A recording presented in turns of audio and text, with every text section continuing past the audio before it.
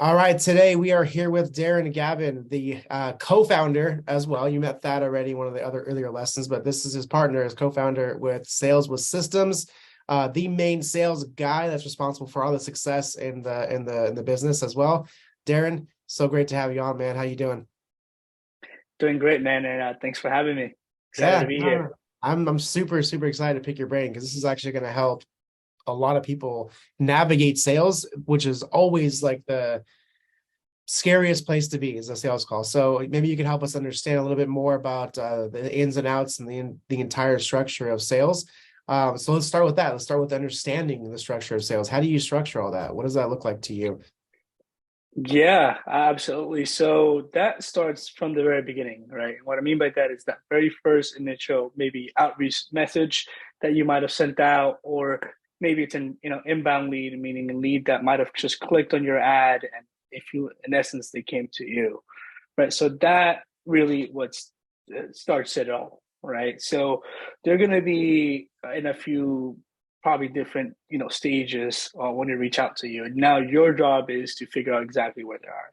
Now what I mean by that is that they could be aware of their problem. Maybe they just discover that they have a problem, so they know something is wrong but they don't know exactly what that is, or maybe they're just curious, Yeah. right? And that's the reason why they responded, whether again it was to your outbound message or potentially again clicking on an ad or whatever it might have been. Right. Now no matter what the way again that they came in, your job is to figure out exactly where they are, right? So that goes with the traditional stuff, if you will, which is build and report, right? That is extremely important. Now the way that you do that, it's actually more important than the build and report in itself, right? And we'll talk about that later on, but you don't want to be that you know guy or gal that's super cringy, if you will, and starts talking about the weather. Yeah. Yeah. um yeah, because that's going to build up a ton of like sales resistance, and I mean some other stuff, right? But of course, it'd be ignorant for me to say that it's not important to, of course, build report. After the report has been established, right, you move on to the next phase, which is now, of course, what is the problem? You got to identify the problem. And then after you have identified the problem, you got to really almost break it up a little bit, whether it is an emotional problem or a true business problem. A lot of times they do go hand in hand, but it's very important to identify really what's the main pillar, because that's what's going to help you navigate the rest of the sales process. Yeah. Um, and then, of course, after that, that's when you typically, you know, maybe have that formal sit down or on a sales call. Um, or if you're one of the people doing one call close, if you will, that's all happening in the sales call, but the structure doesn't really change during that element. Now it's where you now are presenting your solution and making sure it is a fit. Yeah. Now here I like to throw if you will, a pro tip, Yeah. right? You need to assess yourself to make sure that you are capable of solving that solution. What I mean by that is that as you're building a report, which is why it's very important, you got to make sure that you like them, like you like them as a potential client, right? Yeah. Because you probably had this, right? Because it doesn't mean they checked all the other boxes. Like they have the money to invest, they have, they're willing to make the change, they have the problem that you can solve, but it doesn't mean that you got like them as a person, and then now you know what I mean. Yeah. So you got to be able to assess that too. That's a little pro tip in between. Yeah. Totally. Yeah. That's the Yeah, yeah, that's the beauty of being able to start your own business and work with who you want. Big yeah, difference in having to work with who you have to. Very big difference. You get to choose, right? I think that's why it's so important to like understand the sales stuff, because that way you don't have to feel that desperate. I need this client, like I need groceries, I need rent, like but if you sharpen the skills for sales, I feel like that's, you can be choosy, right? yeah, yeah, absolutely. And that's probably one of my favorite things that I get to do now, like choose who I want to work with every single day and who I don't want to, because I mean, think about it. Your job is to make this person successful. And if you don't like them or your energy doesn't match with them, that is going to be extremely difficult, even if you have the skill set to do so. Yep. I've worked with a fair share amount of clients that I probably should not have. And like you can probably assess it early on, like the red flags, right, that come up. You're like, I knew I shouldn't have taken this client. I knew I shouldn't have taken this client. Like the jerks are out there. Like the micromanagers are out there. It's crazy.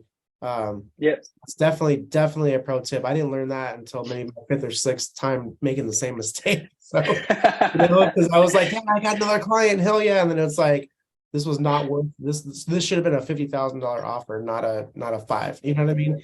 So yeah, totally, man. That's great. That's awesome. Okay, so we got pretty much the nature of building rapport. That's not the cheesy. How's the weather? Great. Oh, where you live? Like all that cheesy stuff, right? What are some questions you do like to ask to build some rapport? Yeah, so when I'm building a rapport, I mean, like say they are, a lead that I sent a message to, right? It's an outbound lead. I definitely scouted your social media profiles, right? So I like to build a conversation around something that they're interested in based on the content that they're posting, or something that and of course that I'm also interested in, right? Because you also don't want to fake it, right? You don't want to be that guy because they can see right through it, especially if they're really passionate about it. Like for example, me, I'm a huge soccer fan. Right. So if someone starts talking to me about soccer and they don't know anything about it, like I'll know in like 2.5 seconds. Right.